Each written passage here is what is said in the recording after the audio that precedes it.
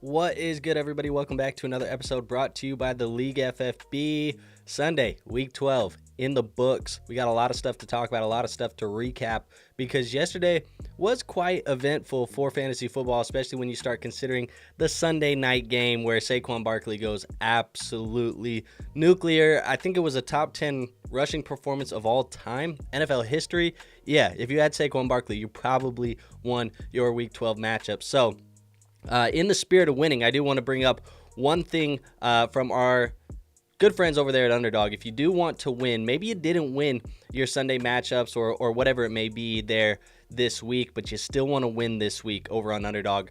Right now, for any new customer that signs up using our promo code LeagueFFB, you will get a free pick for Justin Herbert tonight. Justin Herbert needs one total yard for you to win. That will win you some good money. I won some good money yesterday. I'm not going to lie to you guys. I won some good money yesterday.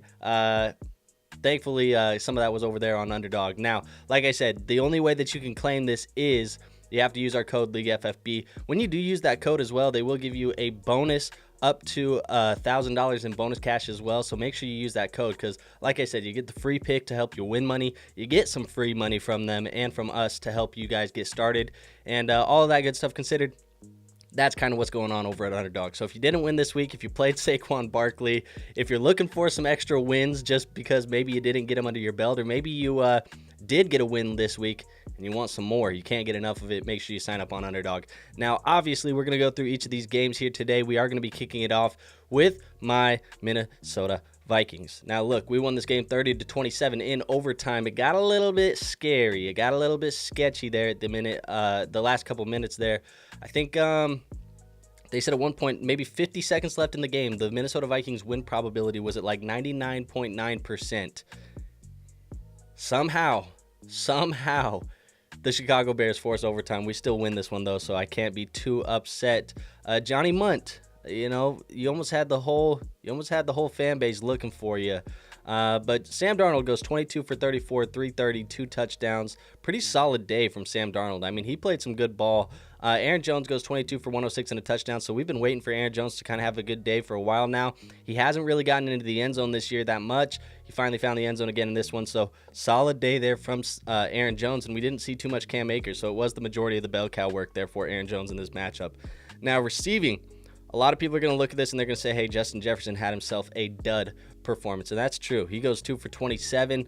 Not great. He was quite oftentimes triple teamed and things like that. But, hey, that opened up the field for everybody else to feast. And I think Justin Jefferson even said something about that. He said, if it's me going off or the team going off, let the team go off.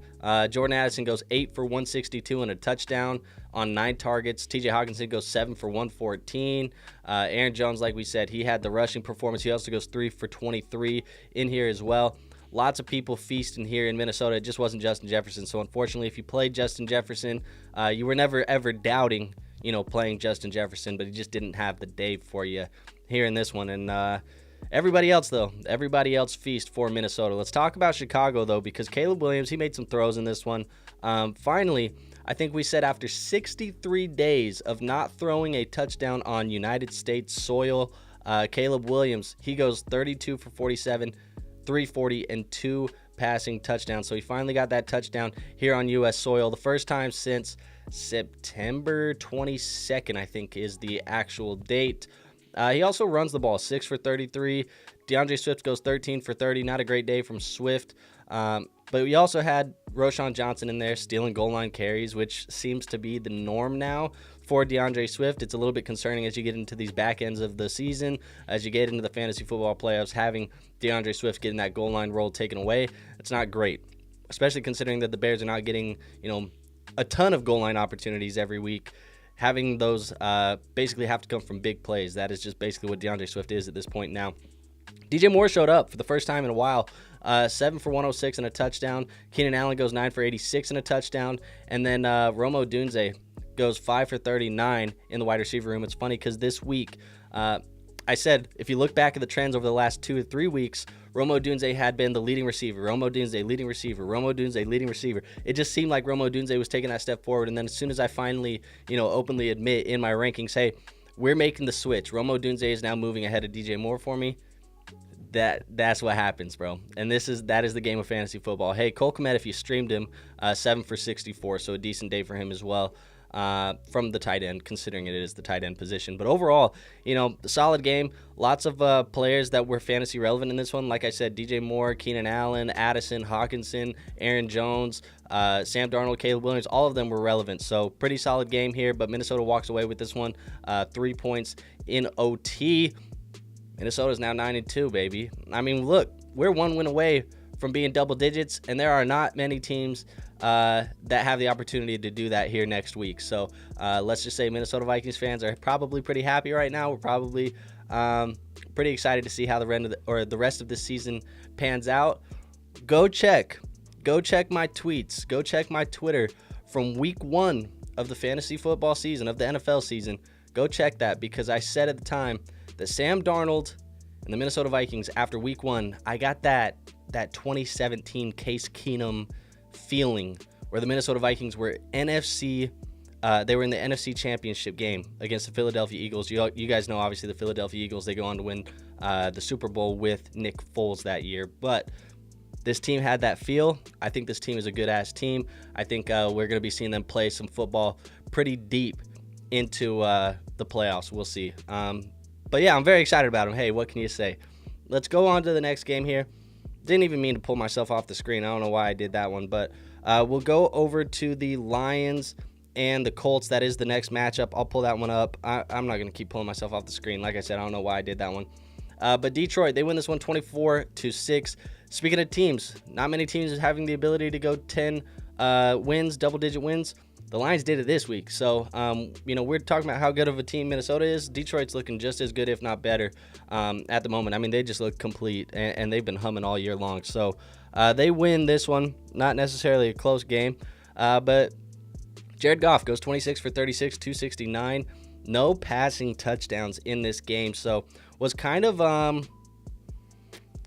disappointment game, I think, from Jared Goff, because we all saw what he did last week, and we were all very excited about Jared Goff. The unfortunate thing about the Detroit Lions for fantasy football, not for real life, is that any given week, Jared Goff can go for 4 or 5 touchdowns passing, and then the next week he can give you 0 because they do 3 touchdowns on the ground like they did in this one.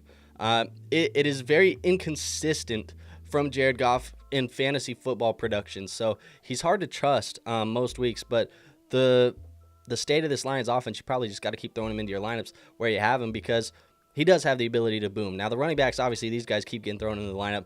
Jahmyr Gibbs goes 21 carries for 90 yards and 2 touchdowns. If you're somebody like me, I took 2+ touchdowns for Jahmyr Gibbs yesterday, and that cashed nice and well for me. David Montgomery, he goes 8 for 37 and a touchdown in this one as well, but he got banged up. Left the game with a shoulder injury. He's going to be somebody we're keeping an eye on. Look, I don't think it's serious. I haven't heard anything to indicate that it's very serious, but if he were to miss a game or two, and the Lions can be cautious here, they got a short week. They're going to play on Thanksgiving Day. If they are going to take it cautious with David Montgomery, Jahmyr Gibbs is a smash play any game that David Montgomery is out, because then you're getting, 90% of the workload. They'll probably mix in Craig Reynolds and some of these other guys, Sione Vaki, but Jahmyr Gibbs is going to be a smash play with those guys out. Jake, the Minnesota sports fan, says, I'm still recovering from that game yesterday. Hey, a win is a win. We cannot knock it. Jameson Williams goes 5 for 64. Amon-Ra 6 for 62. Tim Patrick 4 for 55. David Montgomery 3 for 36 in the air. Sam Laporta 3 for 19. A mix of all of these other guys. Jahmyr Gibbs 3 for 9. Like I said, there was no passing touchdowns from Jared Goff in this one. Everything was on the ground. So, probably not a great day from your receiving options here in Detroit. I know I had a team. It's crazy. This is the way that fantasy football works. I had a team with Amon-Ra St. Brown and Justin Jefferson as my 2 wide receivers. You think that is a team that's going to get you so many points every week? I think they combined for like 14 total. 14 points total, I think, between Amon-Ra and Justin Jefferson, or 15 points total. Yeah, not great. But yeah, like I said, that is the state of this Detroit offense, but they're still a force to be messed with. Jake says, not going to lie, stinks to see how poor Jets played fantasy-wise. Spoken like Vikings fan that still owns him in a couple of leagues. But as a Vikings fan, I love seeing the ball being distributed. Oh, and cut Munt. Yeah, I said Johnny Munt had the whole fan base ready to look for him. So, hey, what can you do? Indianapolis, though, Anthony Richardson, 11 for 28, 172. Also running the football, which I love to see that. I love to see Anthony Richardson running the football. This is what you have him for in fantasy football, is the rushing upside. He goes 10 for 61. That's going to keep him, fantasy relevant. So that's good to see. Jonathan Taylor, 11 for 35. That is not good to see. Jonathan Taylor has not been great for fantasy football over the last couple of weeks. This is a tough matchup against Detroit. There was a lot of places where I was suggesting starting James Conner over Jonathan Taylor, Brian Robinson potentially over Jonathan Taylor, and some others, but not victory lapping that by any means, but it just was not a great matchup on paper, and Jonathan Taylor is kind of getting his carries taken by pre-designed runs by Anthony Richardson, which is not great overall, and they're just not scoring a lot of points. Now, receiving-wise, Michael Pittman, he goes 6 for 96. Alec Pierce, 1 for 39. He gets the one long ball that he gets every game. Josh Downs goes 3 for 27. Adonai, 1 for 10. That's pretty much it. I mean, you score 6 points and you throw for 170 yards. This is the Anthony Richardson experience. Now, I will say Josh Downs' box score does not fully represent what happened in this game. He had like 3 plays or something nullified by penalties or called back and things like that. So he could have had a 100-yard game without the penalties, but coulda, shoulda, woulda, you didn't. Fantasy football managers are looking at it as 3 for 27 in their lineups, and that's not a great day overall. Also, I think he got banged up in this one as well. They're saying it could potentially be week 13 at risk here for Josh Downs. So it is what it is, man. This is the Colts experience too. Jake says, oh, and I know as we get into the last few weeks of fantasy and all that, with the news of Daniel Jones, I'm assuming stay away from him. Stay away from Daniel Jones? Probably. I mean, it depends. We're going to see. He's going to clear waivers today, and then he's probably going to have the ability to sign with anybody. I'm hearing rumors that he could come back up Sam Darnold in Minnesota. I'm hearing rumors that he potentially could go play as the backup quarterback for Lamar Jackson on the Ravens. And I'm also hearing that he could potentially go be the starting quarterback for the Raiders with the injury to Gardner Minshew. So there's quite a bit with Daniel Jones still to figure out, but for now, I'm probably staying away until we get some more notice, because it does seem like the most likely scenario is probably him going to be a backup. And he said he wants to play for a Super Bowl contender or a playoff contender and probably start if possible, but I think more so he wants to be on a playoff team. Let's go to this next game, though. We got the Patriots and the Dolphins. Miami put on a performance here as well. They had Tua Tagovailoa going crazy. Jalen Waddle showed up for the first time in forever. Achane looking pretty solid in this one. There's players going all over the place for the Miami Dolphins. Jonnu Smith getting involved. Overall, a big day from Miami. Like I said, they went 34-15. Miami's 5-6. They're holding on, man. I don't think that they're really a playoff contender, but they got to win a lot of football games on the way out.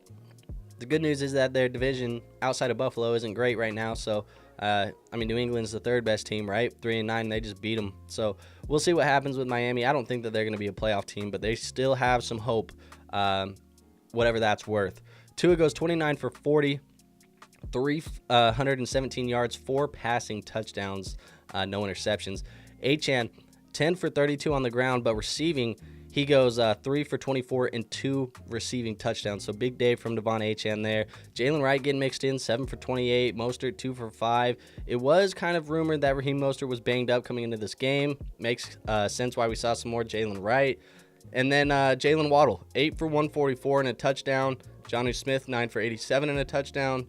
Tyreek Hill, 5 for 48. So, yeah, just like Justin Jefferson, just like Amon-Ra St. Brown, if you had one of the top wide receivers in football in Tyreek Hill, he also did not perform this week. So it's kind of a weird week. It was almost like the week where the elite number twos, like Jalen Waddle and Jordan Addison and these other guys, like they all performed very highly for fantasy football teams, and then the number ones didn't.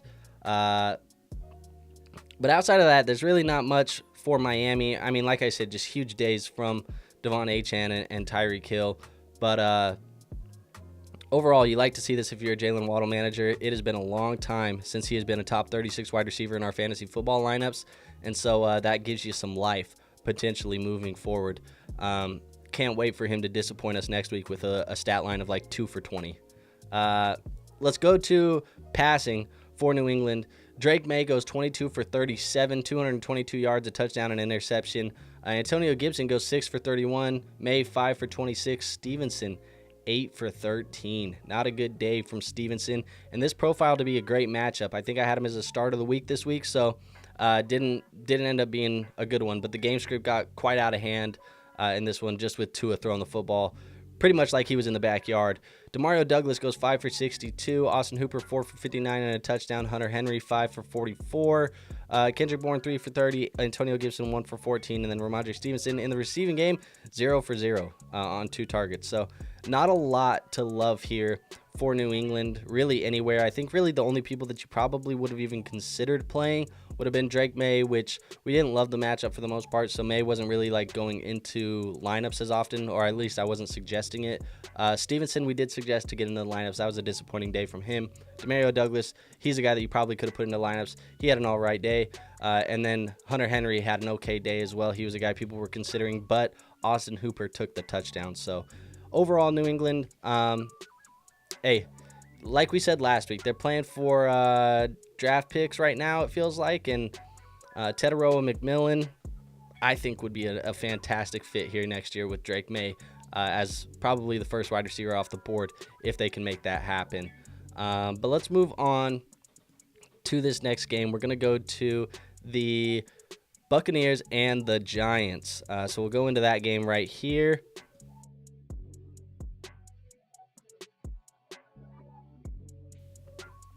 Now, the Buccaneers, they end up winning this one 30-7. It was not close pretty much ever. Tommy DeVito looked like Danny DeVito out there. I can't imagine, bro. I can't imagine. We get to a point here where Drew Lock is not taking snaps at quarterback for this team. It feels very, and I guess I don't really know. But it feels very, what's the word I'm looking for? Just irresponsible. Just very irresponsible from the Giants to throw Danny DeVito out there. I mean, Tommy DeVito out there. But I know that they said it might be financial for Drew Lock. We'll see what happens. I think if he was sat this game, somebody was telling me that if he sits this game, which he did, and then he starts next game, there isn't a way for him to get the incentives, so maybe it was just a one-game Tommy DeVito. I don't know. Malik Neighbors let him hear it in the locker room. He said it clearly ain't the quarterback because we still got our ass blown out without Daniel at QB, so it wasn't the quarterback's fault. And y'all didn't even throw me the football till the fourth quarter, so I don't know how you expect me to get the game rolling if you're not giving me the football. So things aren't looking good there in New York, man. Now you got Shadur Sanders as well saying thank you, God, every time that they lose. So maybe Shadur wants to go play in New York with Malik. I don't know. It looks like there's a couple things going on. But Tampa Bay, they're the winners of this game. 5-6 as well. This feels like a football team that should be a better team than 5-6. I'm not going to lie to you. But Baker Mayfield, he goes 24 for 30, 294. No touchdown, no interception. But he also gets one on the ground rushing. And that's pretty much the way that they scored points here in this one. Bucky Irving, 12 for 87 and a touchdown. Rashad White, 12 for 37 and a touchdown. Baker Mayfield, 4 for 29 and a touchdown. And Sean Tucker into the mix as well, 4 for 3 and a touchdown. Basically, every single person that could run the football for Tampa Bay, they get into the end zone. You know, it's a good day to have a Tampa Bay running back, or I guess Baker Mayfield running the football too. But everybody else, receiving-wise, it made for a less exciting day. Mike Evans, a modest return in his matchup here. 5 for 68. Bucky Irving, 6 for 64. That's great out of the running back position. He probably had the best day for you out of anybody here. And then everybody else, Otten, Raheem Jarrett, Payne Durham, Trey Palmer, all these guys, 1 catch. Sterling Shepard somehow goes 5 for 16. And nobody else really of relevancy here. So Kate Otten gave you not a great performance in this one. Return to Mike Evans. I did mention on our Dynasty buy, sell, hold video 2 weeks ago, I mentioned that, you know, I was a little bit nervous about Kate Otten because Mike Evans would be coming back into this lineup. And I'm not going to say that this is the way that it's going to be because, like we said, they were blowing them out the whole time. So you get away from the passing, you go into the run game. But just a tiny little note that I'm seeing is Otten did not look like he was the number one target anymore, which is pretty obvious with Mike Evans back in the lineup. Let's go to New York, and Jake said it. He said Giants are a mess. DeVito goes 21 for 31, 189. Drew Lock goes 1 for 1 for 3 yards. Tyrone Tracy goes 9 for 42. DeVito 7 for 32. Singletary 2 for 3, and he stole a touchdown from Tyrone. Malik Neighbors 6 for 64. Wan'Dale Robinson 5 for 47. Theo Johnson 3 for 39. Tracy 4 for 28, and that's about it. But yeah, look, when you have 189 yards, we kind of said this with the Anthony Richardson thing. When you only have, sub 200 yards of offense, not a lot of people are going to be very fantasy relevant. And in this game, there wasn't many people fantasy football relevant outside of Tampa Bay just running the damn ball. So let's just move on to the next one, man. We don't got to talk about Tommy DeVito. That's depressing as hell. I'm sorry, New York Giants fan. That it's just not. I wouldn't wish that on my worst enemy. Cowboys, Washington Commanders. This was a damn game, bro. I can't tell you how many times in the group chat. Got a group chat with my home league. Can't tell you how many times in the group chat I'm saying WTF, OMG, what the. Every second something happening that's like, dude, what is happening in this game? You got a massive kick return by Kevontae Turpin where he hit the damn spin move on his ass. It looked like Madden, bro. Like he literally put his foot in the ground and then whipped, a spin move to the left side of the field, just ran down the side. Crazy. And then right after that, Terry McLaurin, Jayden Daniels, bang, one play all the way down, touchdown. Then they come back. Bro, it was crazy, crazy stuff. Dallas upsets Washington, though, 34-26. Cooper Rush, if you had him, he actually had an okay day, man. 24 for 247 and 2 touchdowns. Dowdle leads the way rushing, 19 for 86. Nothing else on the ground there. CeeDee Lamb, 10 for 67. He's not going to have the yardage. He's not going to have as many opportunities to score touchdowns, but he's still being targeted like a monster. So 10 for 67. The ceiling's gotten lower for CeeDee Lamb, but it seems like the floor is still fairly safe, even with Cooper Rush under center. Schoonmaker, he goes 3 for 55 and a touchdown. And then Jalen Tolbert, he gets the touchdown as well, 2 for 22. So really, it was a very compact offense for Dallas. It was basically CeeDee Lamb, man. CeeDee Lamb and Rico Dowdle, and let's just limit this offense to these two guys. That seemed like that's what it was. You had a couple guys like Schoonmaker and Tolbert get into the end zone, but they were definitely not parts of the major game plan here. We'll see what happens with Jake Ferguson back in the lineup next week. They play a short week on Thanksgiving as well, so we'll see what happens. I'm not expecting too much out of them. But if I'm not mistaken, I think Dallas plays the Giants, which means that we're going to have to watch with our family. Spend time with your family on Thanksgiving Day, folks. You don't want to watch Cooper Rush and Tommy DeVito battle it out. Just spend time with your family, hang out, play some games, do whatever you got to do, man. Go chill, eat some food. Plan everything around that game because we don't want to watch that shit. That shit's going to be awful. Washington passing, though. Jayden Daniels goes 25 for 38, 275, 2 touchdowns, 2 interceptions. He also goes 7 for 74 on the ground with a rushing touchdown. McNichols and Austin Eckler lead the way rushing yardage-wise, 3 for 22, 9 for 22. Eckler got hit in this one pretty damn hard. I think they said they were checking him out for a concussion. We'll see what happens if he can play this upcoming week. Usually it feels like the guys who do get concussed, they do miss the next game. So I would assume that Austin Eckler probably will not play this upcoming week, which means that McNichols would be the next guy up behind Brian Robinson. But Brian Robinson also got banged up in this one as well. He got kind of twisted and when he was tackled, and it looked like a knee injury. He got kind of bent over somebody's body.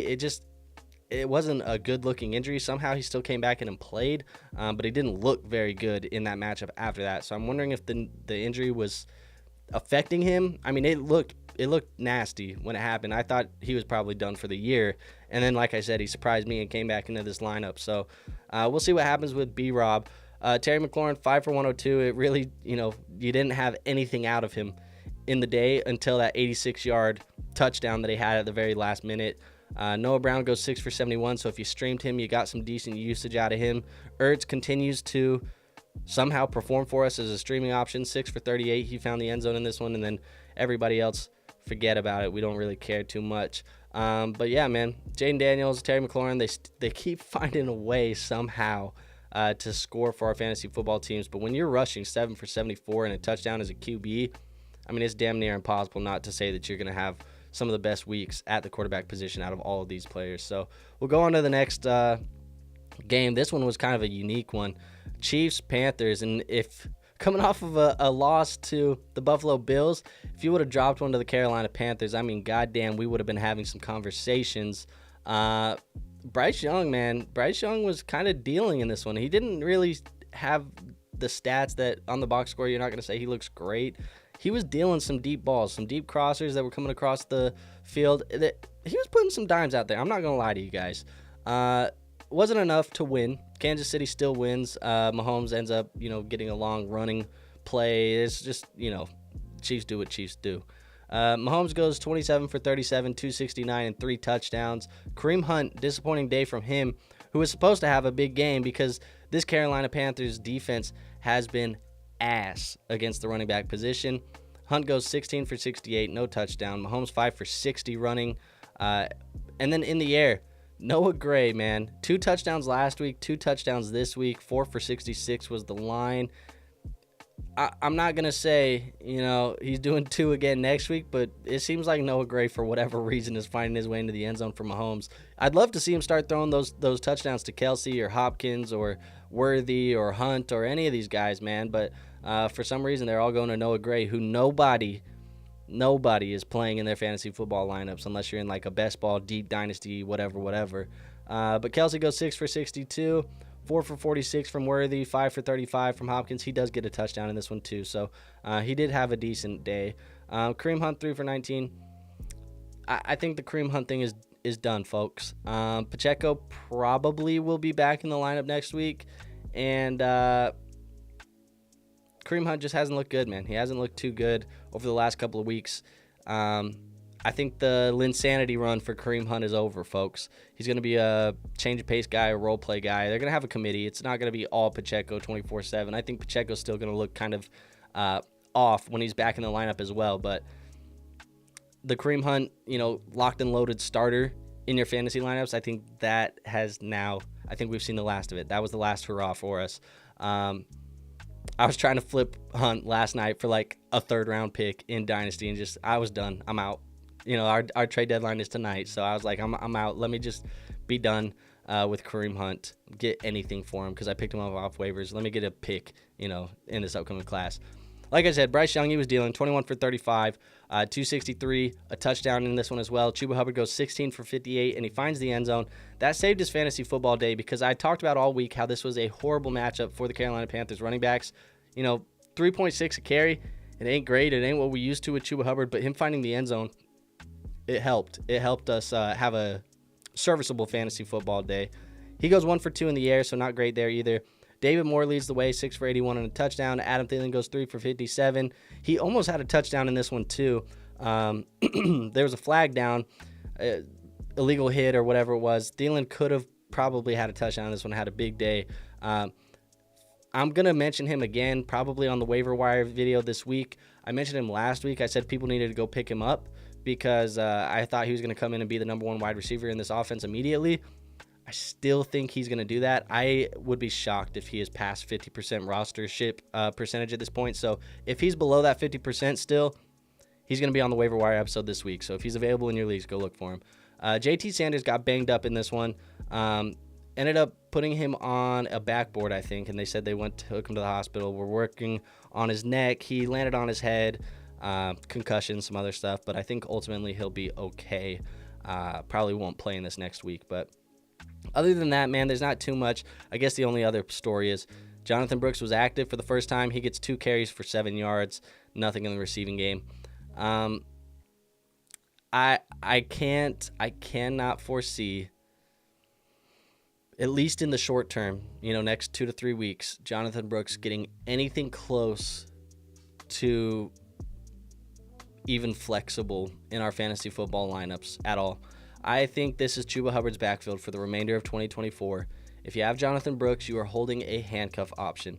Jonathan Brooks is nothing different to me at this moment in time than rostering a guy like Blake Corum. if you were rostering Blake Corum, if you were rostering Braylon Allen, Jonathan Brooks is the equivalent to those options right now for fantasy football for the rest of the year. This is not a premium guy who's going to get a starting job or whatever.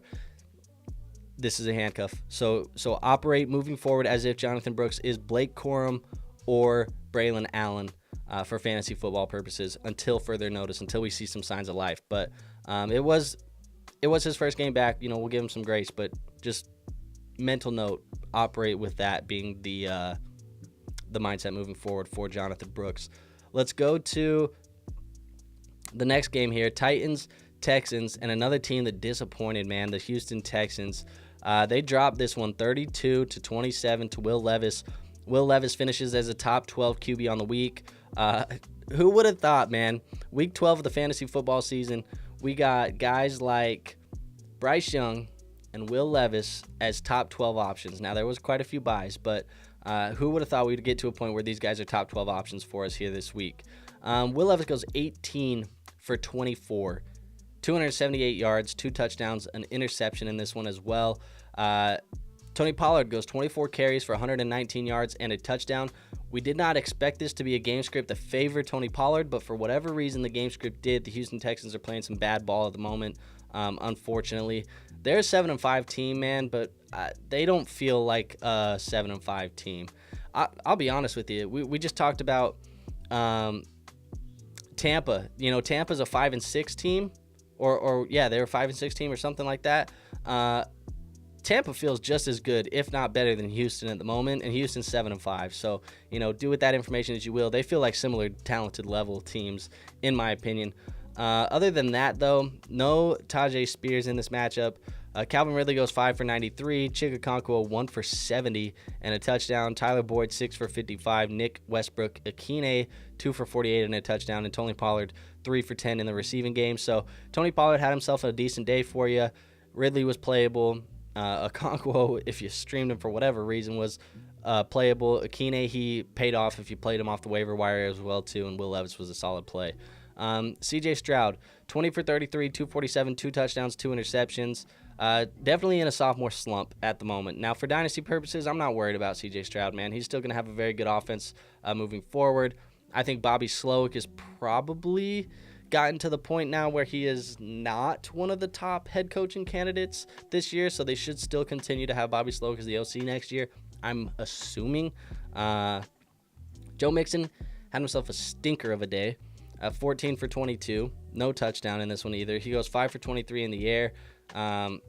Just not the day for Joe Mixon that we're used to, but hey, we can't complain. He's been giving us 20-point performances left, right, and center all year long. Nico Collins goes 5 for 92, got a touchdown in this one. He also had a second touchdown called back. This is like 2 weeks in a row now where Nico Collins is having touchdowns called back. It's probably frustrating if you're a Nico Collins manager.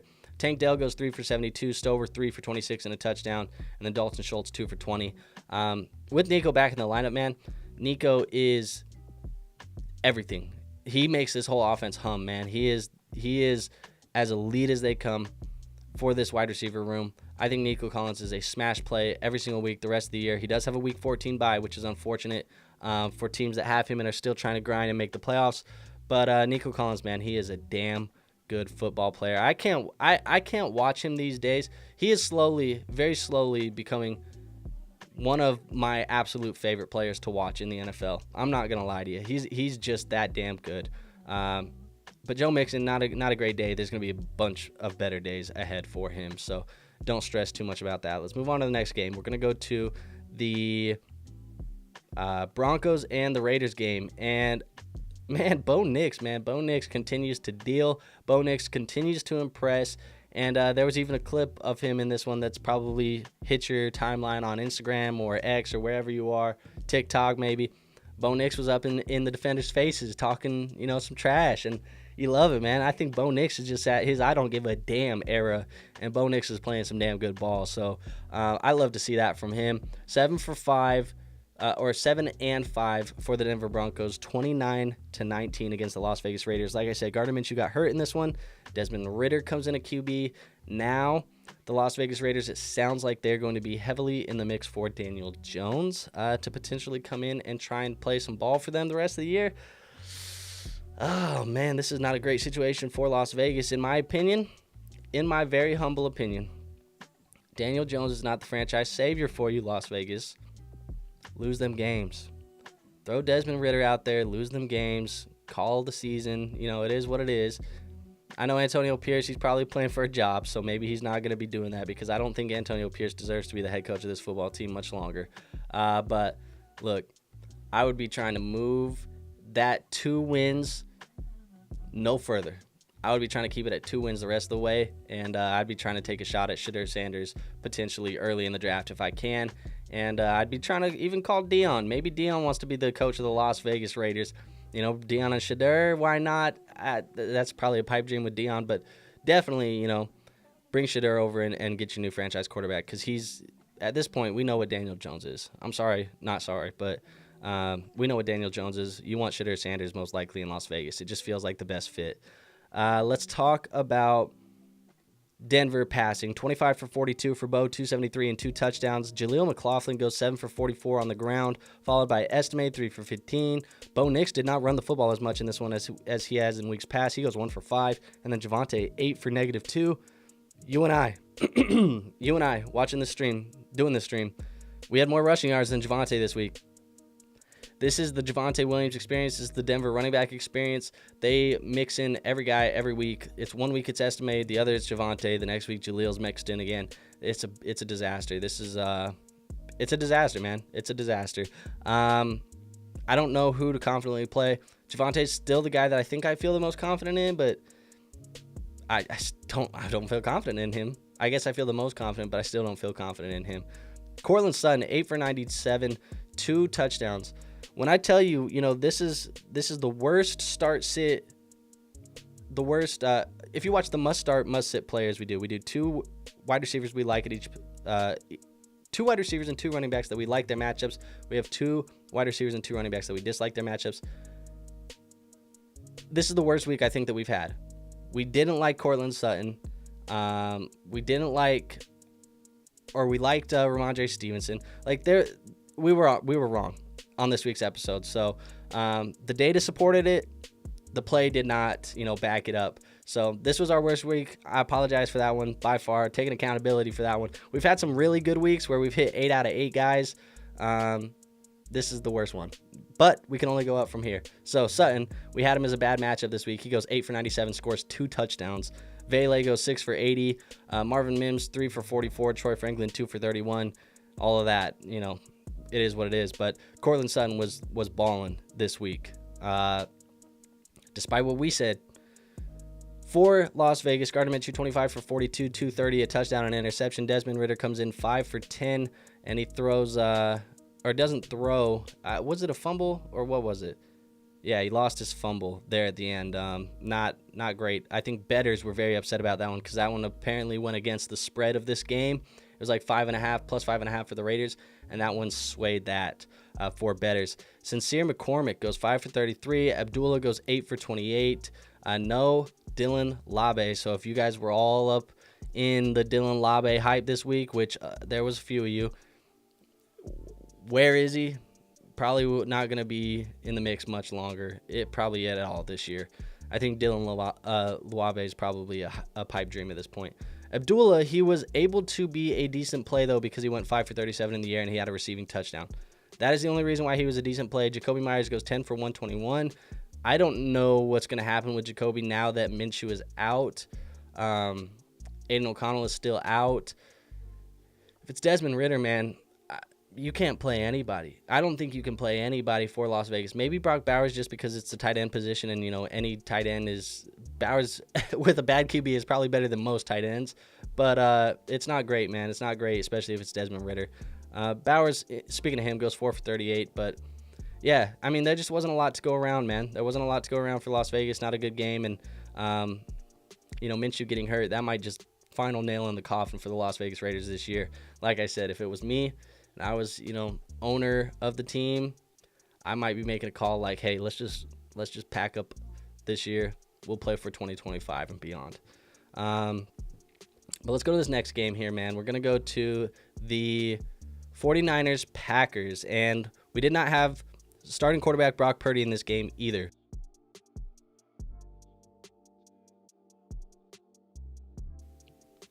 Excuse me. But the Green Bay Packers, they win 38-10. It wasn't particularly close in this one. So let's talk about the Packers. They're 8-3. That NFC North, man, it is a good-ass division. You got 3 teams all with 8 wins or more in that division, and then you got Chicago. So, sorry, Chicago fans. That might have been like a little stray. But Jordan Love, he goes 13 for 23, 163. He didn't need to throw the football too much, man. 2 passing touchdowns. Once they got up, it was all Josh Jacobs. Josh Jacobs, 26 for 106 and 3 touchdowns. Love to see that out of Josh Jacobs. If they're winning football games, they're going to just keep leaning on Josh, man. It's going to be that time of the year where they just start leaning on him. Emmanuel Wilson getting into the mix as well, 9 for 41. Romeo Doubs goes 3 for 54. Tucker Kraft, 2 for 26. Jaden Reed, 3 for 26. Dontavion Wicks, 1 for 25. And let's talk about this. Christian Watson, 0 for 0 for 0 for 0 for 0 for 0. He had a dropped touchdown pass in this game. That was one of the worst that I've seen in a long time. I'm talking about he's ahead of the defender. There's a quite decent gap between him and the defender. Ball hits him in both hands. Jordan Love dropped it in the bucket. He just has to walk into the end zone.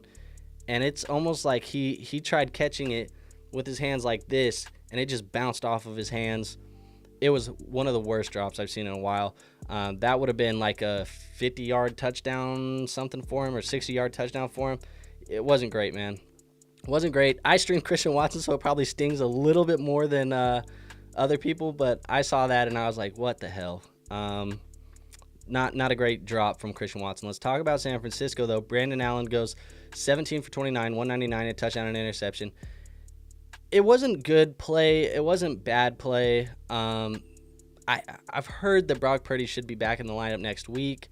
We'll see if that actually happens. But Brandon Allen just isn't as efficient as Purdy, and that's probably obvious. But it affected everybody else. Kittle had himself a decent day, but everybody else was affected quite heavily. CMC, he goes 11 for 31. A lot of that is game script, right? You know, he couldn't run the football because they were down by so much. And then in the receiving game, it's just Brandon Allen isn't as good of a quarterback to keep checking down and move the chains like he would with Purdy. So Christian McCaffrey, he goes 3 for 37 in the receiving game. You have Kittle goes 6 for 82, and he scores a touchdown. So the touchdown obviously helped him have a pretty solid day. Jennings goes 5 for 40. Deebo Samuel 1 for 21. You know what's worrisome for me? And I spoke about this for multiple weeks, but even with the backup quarterback, coming into the game, 7 targets for Jennings, 4 for Deebo, 5 receptions for Jennings, 1 for Deebo. Juwan Jennings is the second receiving option in this offense at the moment. It is George Kittle, and then it is Juwan Jennings. In some weeks, it's even Jennings over Kittle. It is to the point where I think there's a very real argument that people need to consider that potentially Juwan Jennings is the best play at cost of the 49ers wide receivers the rest of the way.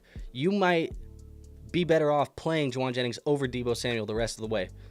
And if you traded Deebo Samuel for Juwan Jennings, you could probably get some stuff on top if you're not past your trade deadline, just based off of the name value. But I have Deebo Samuel on a team.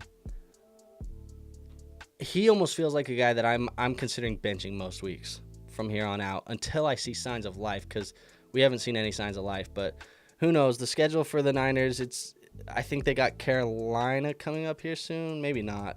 Maybe I'm just talking out of my ass, but I think that they have some pretty positive matchups coming up. It's going to be tough to bench Deebo.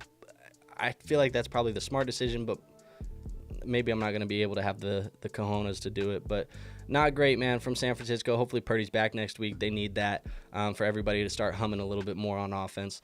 Let's go to this Cardinals-Seahawks game. This was a pretty mediocre game for the most part. Kyler Murray didn't play the best ball. He didn't play bad ball either. This whole Cardinals offense just didn't look great this game. But Seattle, they ended up winning 16-6. Arizona 6-5. Seattle 6-5. So I think we have a tie for first place now in this NFC West. Seattle now holds the tiebreaker, so they should have the first place seed, I think, as of right now. Geno Smith, 22 for 31, 254, a touchdown and interception. Kenneth Walker goes 16 for 41, so not a big day from the running backs here. You also had Zach Charbonnet getting mixed in, 6 for 22. Again, not a big day from any of the running backs. There just wasn't a lot of offense to go around, and it was very concise to the players that it did go to. JSN, Jackson Smith and Jigba, man, 6 for 77 and a touchdown. Another big day from JSN. We're stacking weeks on top of each other now. 1, 2, 3, I think, 20-point performances in a row, back to back to back. I got to a point in the middle of the season where I was talking a little trash to JSN, man. I said, this is not who I thought you were, and the message must have got through, and JSN is now stacking weeks on top of each other. He looks like the number one wide receiver in this offense. DK Metcalf is still a damn good wide receiver, but JSN has been being used as if he is the number one wide receiver in this offense over the last couple of weeks. DK Metcalf goes 4 for 59. Kenneth Walker, 4 for 52 in the air. Tyler Lockett, 2 for 20. AJ Barner, he started at tight end with Noah Fant out, 3 for 19. So, not a lot to go around, really, outside of JSN's touchdown. Fantasy points-wise, you still had a okay day from DK Metcalf, but not what you're expecting when you plug DK Metcalf into your lineup. But overall, man, very interesting to see what's happening there in Seattle.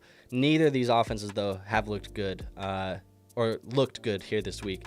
Now, Kyler, he goes 24 for 37, 285. No touchdown, an interception in this one. Unfortunately, they didn't win, so Kyler will not be posting a vlog on the YouTube channel this week. As you guys, I'm a big Kyler fan, folks, and Kyler Murray, he has his YouTube channel, and when he posts, or when they win, he posts a YouTube video, and his YouTube videos are damn good. If you never checked out his YouTube channel and you like that type of stuff, it's like a behind the scenes. Unfortunately, they lost, so now we don't get a video. I'd be rooting for Arizona Cardinals wins just so we can get a video. We don't get one this week, most likely.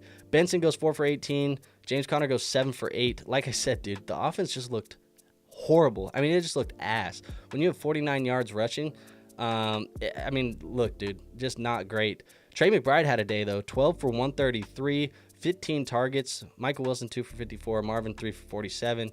James Conner, 5 for 41. Nobody outside of Trey McBride really worth a damn this week in our fantasy football leagues. But McBride, he had himself a damn day. Monster performance. I think this was the tight end one overall on the week. So McBride is the crowned jewel of the tight end position here this week. But overall, the Cardinals, not a lot going on offense. Tough game overall. Now, I think it's second place in the division for them. So let's go to this last game. We do have the Eagles and the Rams. And like I said, we had a historic, I'm not even joking when I say historic performance from Saquon Barkley in this one. The Eagles, they win 37-20. They move on to 9-2. The Rams are 5-6.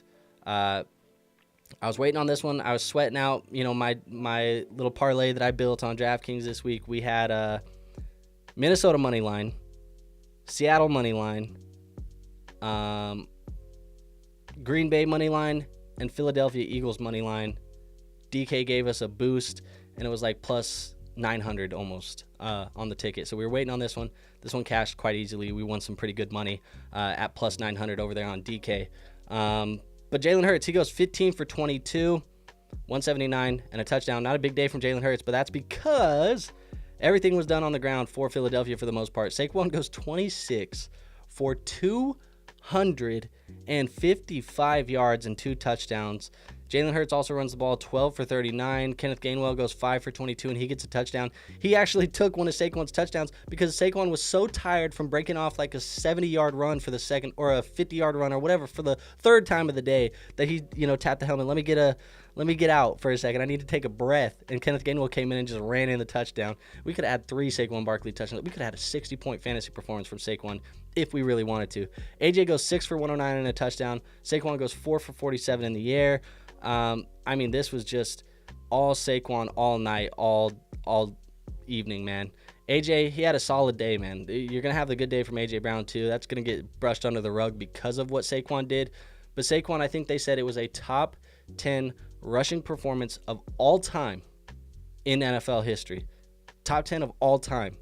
Last time somebody did something like this was like 2009. We're talking 15 years ago that somebody even came close to this. And Saquon balled the hell out. If you had Saquon, this is a guy that won you your week most likely. I had Saquon going in your idiot league mates, and it went from I needed 20 out of Saquon tonight to doesn't even matter. I won by like 50. So hell of a day from Saquon. This is going to be a special season, I think, the rest of the way from Saquon Barkley. This is insane. I don't think there's a better running back on the planet at the moment. Saquon Barkley is the best running back on the planet. I'm here to say it. Now, enough glaze. Let's go to Los Angeles' passing. Matthew Stafford, 24 for 39, 243, and 2 touchdowns. Kyren Williams goes 16 for 72. Found the end zone. A lot of people were worried about Kyren Williams because they were throwing when they got on the goal line, throwing in the red zone. Kyren got in the red zone. I think we can kind of end that narrative now for the most part. Tough matchup. Quintanamo Bay, Cooper DeJean. These guys have been really good against wide receivers. Puka Nacua still goes 9 for 117. Cooper Kupp goes 8 for 60 and gets a garbage time touchdown. So Cooper had the tough matchup, I think, with Quinyon Mitchell most of the night. It showed until the garbage time touchdown. And then 3 for 30. DeMarcus 2 for 15. He got an end zone as well. But Puka had a decent day. Kupp had a decent day because he found the end zone. Kyren, decent day. Stafford, Saquon Barkley, a generational fantasy football day. Austin said, I was offered Jennings for Reed. I get Jennings. Do I do it? I would do it if I know Brock Purdy is back in the lineup the rest of the year. So I probably wait a little bit if you can afford to wait, Austin, because if he is not in the lineup the rest of the year, I go Reed over Jennings. Austin says, yeah, I played against Barkley. I was up 56. Now I'm up 10 points, and my opponent has Justin Tucker. Going to be close. Damn. Yeah, that's tough. I was playing against an opponent in my home redraft league where they had Kyren Williams or whatever and Matthew Stafford. And unfortunately, I think now all I have left in my lineup is Will Disley. They have nobody left, but I'm down like 25. It's a tight end premium league, so there's a chance. But Disley needs to go for like 7 for 100 and a touchdown tonight, and I think we'll be able to do that. 7 for 100 and a touchdown, we might get close, but it feels pretty far-fetched, not gonna lie. But that's it, man, for that game. I can't really go any more about Saquon Barkley, but like I said, it's just incredible day. Now Monday night, we kind of talked about it. Ravens, Chargers, we get the Harbaughs. Jim and John Harbaugh, they get to match up for the first time in a long time. It's going to be in SoFi as well, so the Chargers are at home. Should be a solid day, man. I think Ladd McConkey is still questionable going into this one, but I think he's going to play. Everybody else, it's going to be interesting to see. Tougher matchup for Derrick Henry to run against, but Derrick Henry is Derrick Henry. Should be some fireworks. I think anytime you get Justin Herbert and Lamar Jackson on the same field, it should be a pretty good game. And the Harbaughs, man, there's a lot of narrative in this one. It's going to be fun. I will say, if you're still looking for a win, this week like us, and you want something to root for tonight, I did mention at the top of the show, our friends at Underdog, they are giving us new customers free pick for Justin Herbert tonight. He needs 1 total yard. So you want a total yard from Justin Herbert. Maybe you throw in Derrick Henry over 1 touchdown. If he gets the 1 touchdown, you pair that with this one. That sounds like free money to me, not going to lie. So go ahead and sign up.